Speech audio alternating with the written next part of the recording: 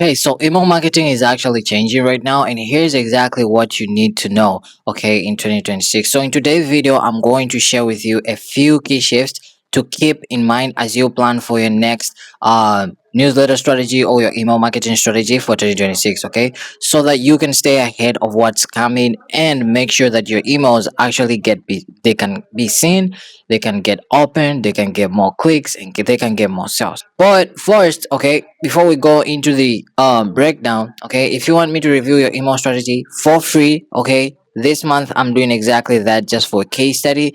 It's completely free. The link is in the description. You can check it out. So let's break this down, okay? So here's exactly what you need to know, okay? The inbox behavior right now, it matters more than anything. So email providers such as Gmail, iCloud, Yahoo, you might be using any of them, okay? They seem to be evolving, okay? And they have probably changed, and they're changing again and again, way more than what they used to be maybe in 2020 or 2025, okay? These inbox providers, they have likely gotten way more smarter than ever than before. Okay, right now they might be filtering out fake opens. They were filtering out even before, but right now it's more intense. They're filtering out bot clicks now, but that's not probably not even the big change. The big change seems to be this, okay? Your inbox might now be organizing emails based on how you actually use it, like how you personally interact with your emails. Now I know, like, you might be probably also sending your emails. So here's why this matters to you as someone who is sending emails to your audience or your subscribers and stuff like that. Because if you understand how this probably works, you can actually use it to your advantage and get your emails seen more often, get more opens and clicks and stuff like that. So let me give you an example of what I mean so that you can understand exactly how this works. Okay. So let's say you're waiting for an important email. Okay, let's say it's maybe a login card, or I don't know, anything. It can be maybe a time sensitive email or an email that you're waiting. Maybe you join an email list and you're waiting that email for yourself. Okay, so the email arrives, right? But it doesn't show up in your main inbox where you expected it to show up. Instead, it's hidden, right, in a random folder. So the email got delivered, but it seems like your inbox decided it wasn't important enough to put it in front of you. So this probably means that Gmail watches your behavior on how you open your emails, on how you get these emails, on how you interact with these emails, and then it sends the email to your inbox regarding on how much you have engaged with it. Okay, so it's like you can get two emails sent to you right at the exact same time, but they can land in different places, completely different places. One might land in the inbox and the other one might land in the promotion tab. Okay, why might that happen? Because Gmail is probably trying to guess how you interact with each email. So if you interact with one email better than the other one, then Gmail is going to say, okay, he has been interacting with this sender for a while. Then this means that this might actually be important to him. This sender is actually valid. It's real, right? So they are going to deliver your emails more in the inbox. So Gmail likely looks at stuff like, do you usually open emails from the sender? Do you reply to them? Do you move them to a specific folder, which maybe is the primary inbox or stuff like that? Or do you just ignore them completely? If you ignore them completely, they sometimes or most of the times go to the spam folder or promotion tab, right? Where most people don't even look at them. Okay, and this is not amongst just Gmail. Sometimes it can be Yahoo, it can be anything, iCloud mail, anything, right? Just talking about Gmail because a lot of people use Gmail. So a more relevant promotion tab, as we said. Okay, so where your emails land probably isn't just about technical stuff anymore. It used to be about technical stuff. Okay, it's not just about spam filters and all that right now. Okay, it seems to be about behavior now. Your behavior and your subscribers behavior is what determines if your emails end up in the inbox. So your inbox is probably trying to predict what you want to see, and honestly it might be getting really good at it. Okay, and this whole thing might only be getting more intense and more worse because now AI seems to be part of the equation, right?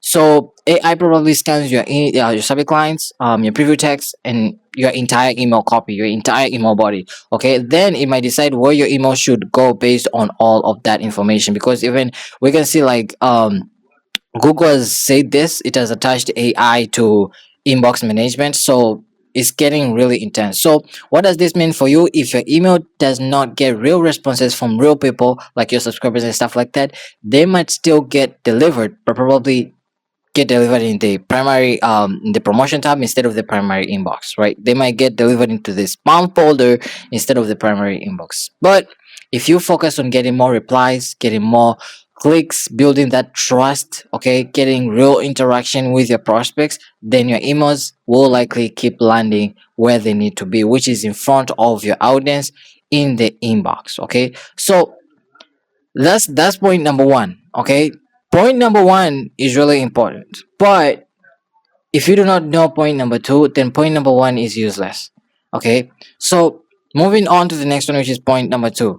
Your list is your exclusive community, so treat it like one. Okay, so when it comes to email lists, okay, a lot of business owners and coaches that I've been working with, they probably treat their list or their email list as a megaphone, right? They just blast out promotions. They were doing that. Even my coaches, they were doing that. They were blasting out promotions, sales promotions, stuff like that, and then they hope someone will click. But it doesn't work like that. Okay, that might not be how the best brands are using emails right now.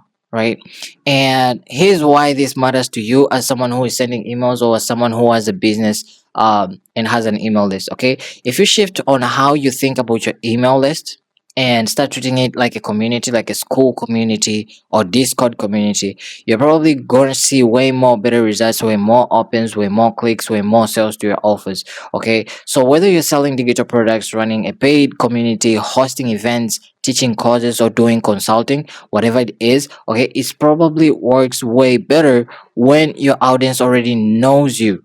Right, so when people feel like they are actually part of something, right, and that's your job to make people feel like they are a part of something so that they can trust you, so that you can build that relationship. So when your email strategy is strong, it's likely not just about getting more clicks, right?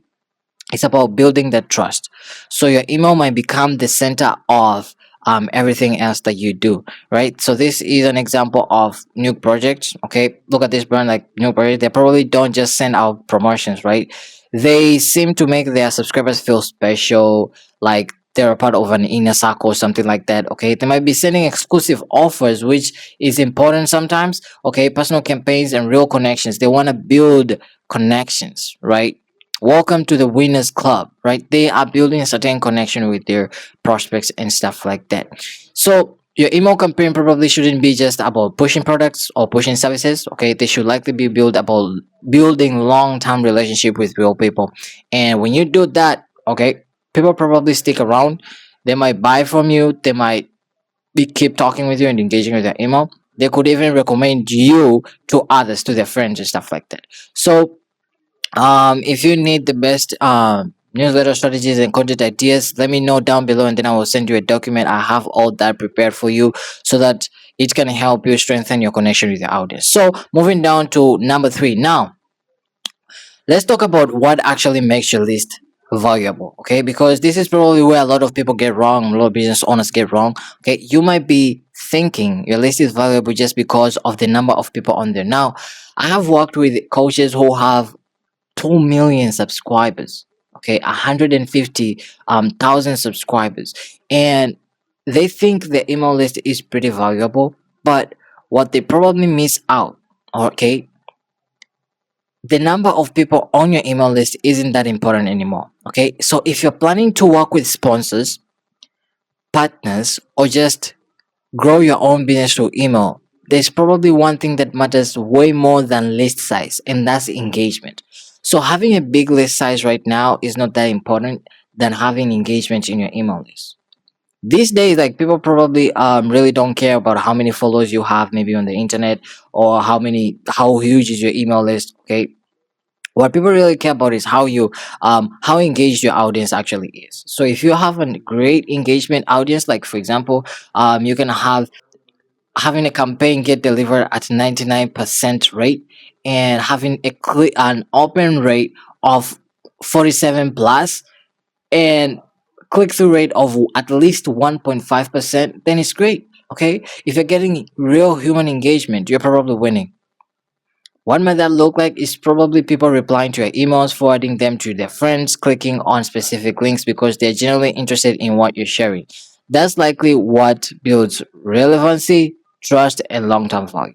And here's why this is probably important for you as a business owner or someone who is sending emails. Okay, if you can show real engagement, you are likely gonna attract better opportunities, better sponsorships, better partnerships, and most importantly, you're probably gonna make more money from your own offers. But it doesn't, okay, like having a huge list doesn't matter. It doesn't matter if your engagement is low. But if you have a small list and your engagement is high, and by a small list I don't mean 150 people on your list. Okay, that's a list size problem. If you have 1,000 people and above in your list, and now you're having engagement, that's great. Okay, even if you have 150 and you're having engagement, that's great. Okay, that's probably gold because those people likely care about you, they care about what you're sending, and they will probably buy from you when you have something to offer. Okay, so also, if you want to increase your open rates, if you want to know more about your open rates, you can go to this site. I don't know if I will attach this, but if I forget, just let me remind me. Okay, the open rate in email marketing. Everything about open rate. What is open rate? What open rate is accurate with examples. You get them here. This is a document that is prepared by email tester, email tool tester. So it's kind of valid, right? So the other thing is monetization is evolving right now. If you don't know, like you can monetize using your email list, and this is a great way that big brands do.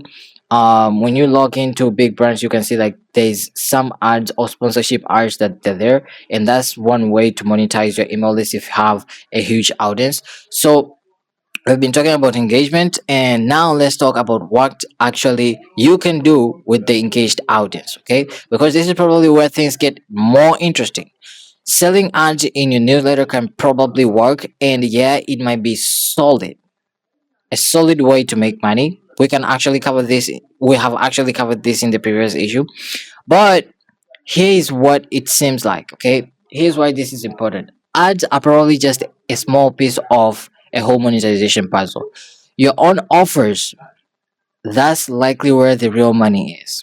Okay, so you have to nail down your real offers right now and make sure that your real offers are really specific, because if they're not, and you're trying to sell something on people, like remember like the AI filters, they're going to pick up on that and you're going to go to the spam filters. So here's why this probably matters to you right now. If you can create your own products or services, you are probably not dependent on ad revenue.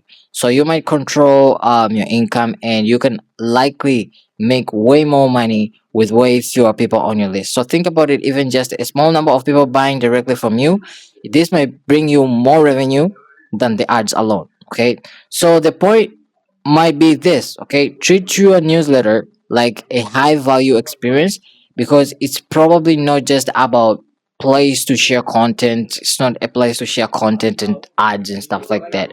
Okay, it's likely a place where your readers can actually take the next step with you. And when you position it in that way, you probably get more way opens, okay, more way sales, more way opportunities to make money and grow your business. So if you want a guide on how you can monetize your newsletter, I also have a guide for email tool tester here, how to monetize your newsletter, the ultimate guide. So it's right here, 8 ways of monetizing a newsletter: paid newsletters, memberships, and paid communities, and everything is right here. Sell your digital, physical, everything is right here. So you can just let me know and then I will send it to you. Okay, so the main takeaway: in 2026, email potential is going strong, right? Filters, AI is becoming really, really intense. So your email marketing can or should be the strongest foundation of your relationship with your audience. So here's my tip for the year ahead. Okay, keep up with consistency, work on high value offers, craft excellent content, and build a place where you talk to your readers. Not talk to them, but just talk to them like in a way emotional, deeper level, right? So that's it. I hope you got value from this video. If you need anything, you have a question, let me know in the comment section. Plus, I also give out a provide a review for your email strategy and email system. If you want that, it's completely free. There's no opt-ins. There's no nothing. You just fill out a form, and then after that, I will reach out to you within 24 hours. So that's it. Hope you got value from this. See you in the next one. Peace.